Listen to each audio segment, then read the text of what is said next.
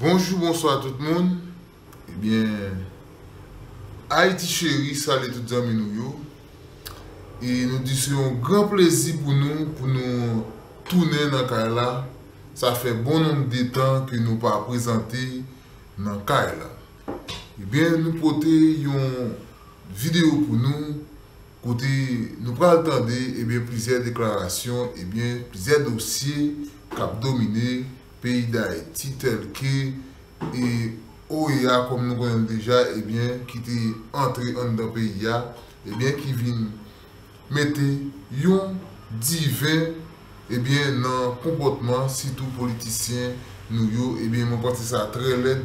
Là, nous besoin entendre nous, c'est l'autre pays, l'autre nation qui vous mettez nous ensemble pour nous dialoguer et plus nous allons entendre des déclarations Evans Paul sous conjoncture politique qui a dominé Haïti moi dis nous merci et du fait que nous te prend patience nous te prend nous te été connecté avec le channel là moi invite nous tendre plusieurs déclarations qui ont dominé actualité arrêtez branché Haïti chérie. Une importante délégation de l'Organisation des États américains, OEA, est arrivée ce mercredi à Port-au-Prince dans le cadre de l'implication de l'organisation hémisphérique dans la crise politique haïtienne.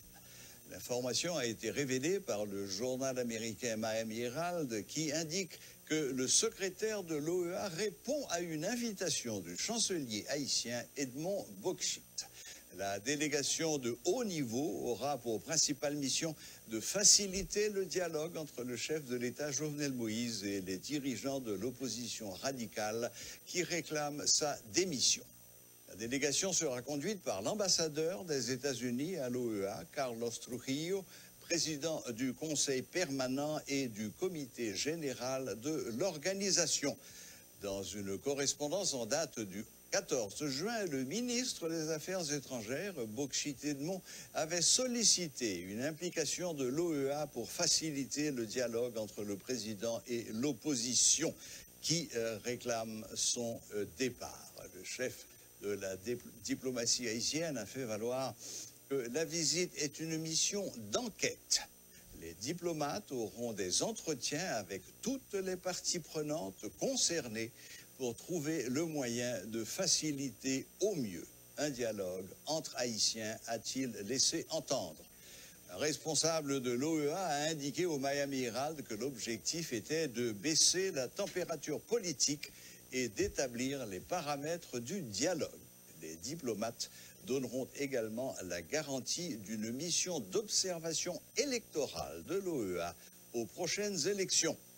Estimant que l'implication de l'OEA constituait la meilleure solution face à l'aggravation de la crise, le responsable de la délégation a rappelé que l'organisation a une longue histoire en Haïti de création d'atmosphère. Dans un tweet ce mercredi, le président Jovenel Moïse a indiqué qu'il a rencontré la délégation de l'OEA autour de la crise actuelle. Selon lui, l'entretien a porté également sur les problèmes de sécurité et de précarité dans le pays. Les révélations du secrétaire général du Rassemblement des démocrates nationaux progressistes, RDNP, Éric Jean-Baptiste, relatives au projet d'amnistie concocté par les sénateurs de l'opposition ont provoqué de nombreuses réactions.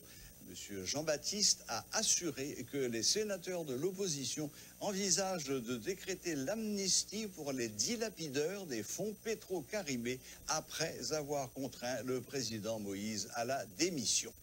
L'homme d'affaires dénonce ce projet et estime que le procès Petro-Caribé est indispensable. Il considère que l'application de ce plan serait néfaste pour la nation. De leur côté, les sénateurs de l'opposition radicale nient avoir discuté d'un tel sujet avec le chef de file du RDNP. On n'a pas parlé d'amnistie avec M. Jean-Baptiste, déclare le sénateur Yuri Latortue, assurant que cela n'a été évoqué avec aucun de leurs interlocuteurs.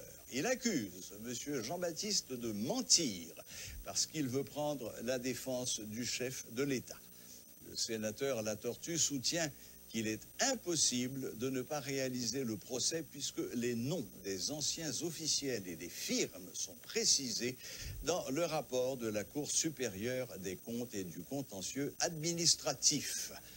Le sénateur Nenel Cassis s'en prend également au secrétaire général du RDNP qu'il considère comme un allié du pouvoir. Il soutient que le groupe des sénateurs de l'opposition radicale sont intransigeants sur plusieurs sujets, dont la démission du chef de l'État, la tenue du procès Petro-Caribé, l'enquête sur les massacres de La Saline et de Cité-Soleil et l'organisation de la conférence nationale.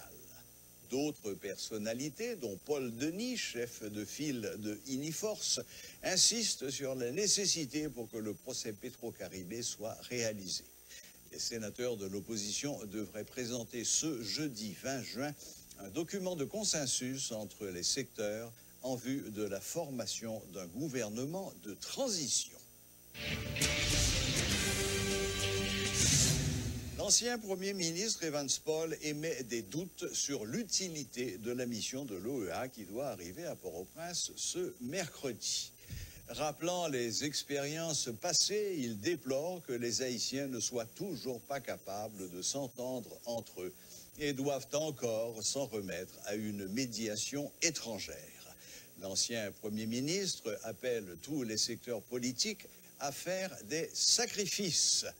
S'il encourage le chef de l'État à mettre son mandat sur la table dans le cadre des négociations, il fait également valoir que l'opposition n'a ni la capacité ni la légitimité pour lui faire quitter le pouvoir.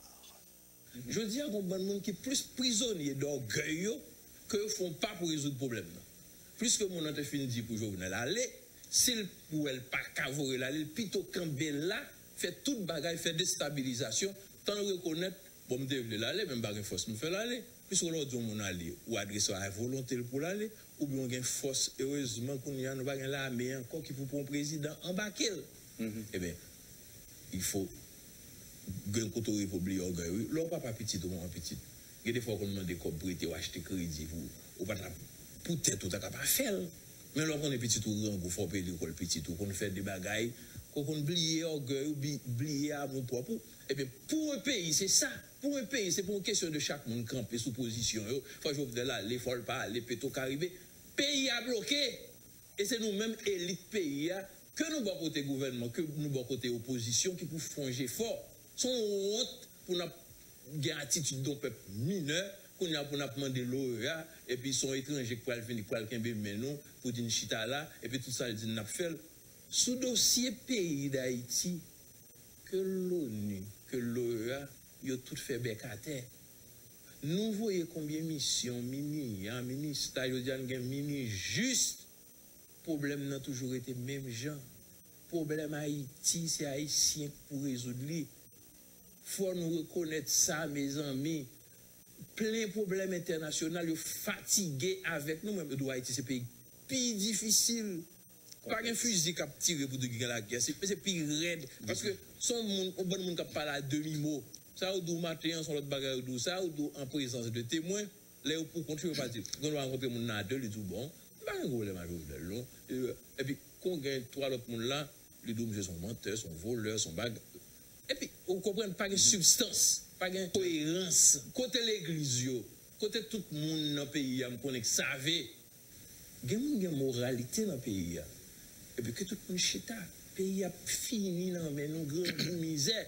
Alors moi-même, moi encore à lancer un appel à la responsabilité et me penser, là, un geste du vivre ensemble qui pour nous faire, pas qu'à faire une mettre l'autre à terre, pas aucune solution perdant pour le sortir là, pour ces peuples-là pour payer les conséquences là.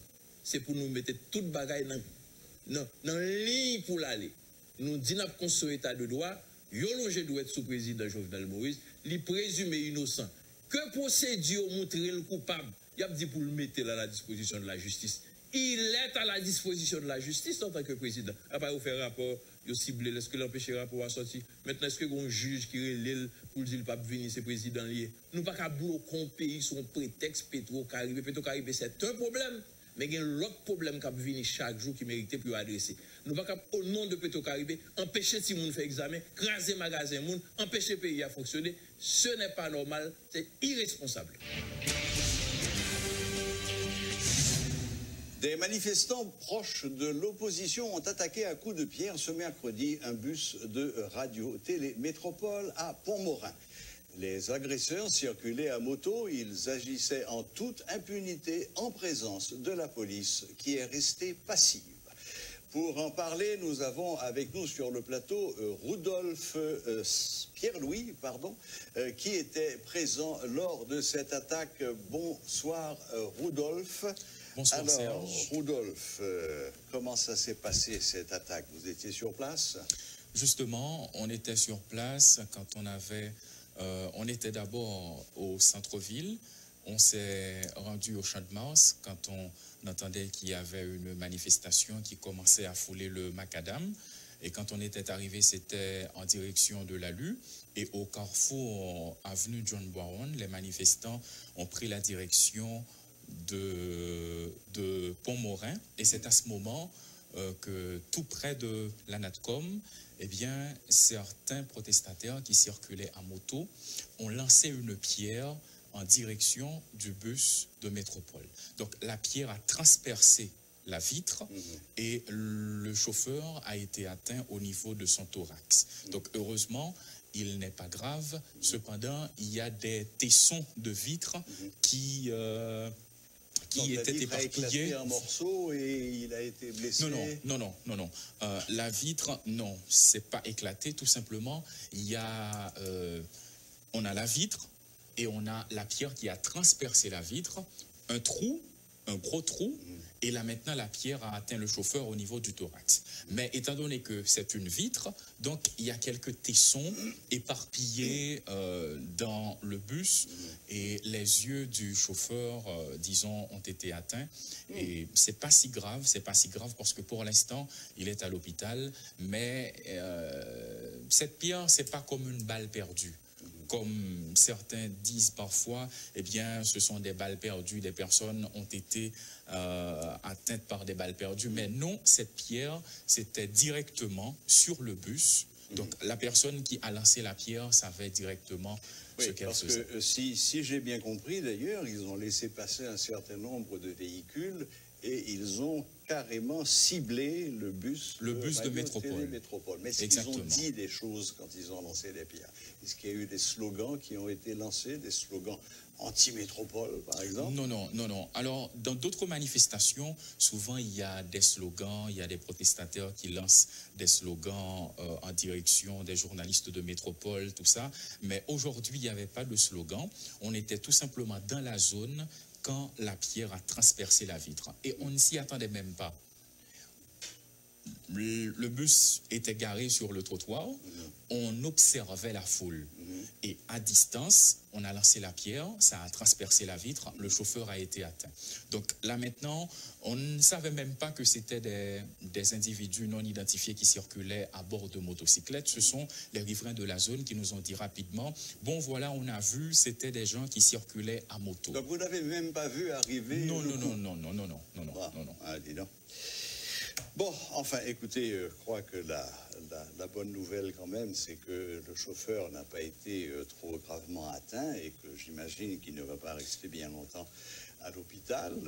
Prions que ses yeux ne soient pas atteints. Et là maintenant, ça devient un petit peu gênant si les médias, et en particulier Métropole, sont ciblés par les manifestants. La liberté de la presse, là, est en danger. En effet, il y a quelques jours de cela, des protestataires, quand Métropole couvre les manifestations, profitent de ce moment pour lancer quelques propos. Il y en a qui ont même fait des promesses. Cependant, aujourd'hui, on ne pensait pas que les promesses en disant, bon, on a boulé Métropole, on ne veut pas la présence de Métropole dans cette manifestation. Donc aujourd'hui, les promesses ont été accomplies. ils ont Pas prouvé encore, que... parce que Métropole n'a pas encore brûlé, heureusement.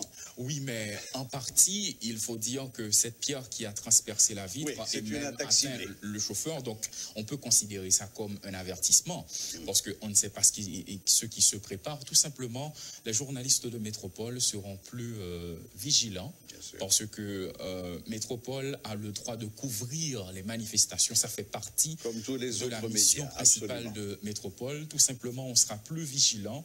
Et est-ce que des mesures seront prises? Donc, jusqu'à maintenant, on attend pour voir ce qui va se passer du côté des associations de médias.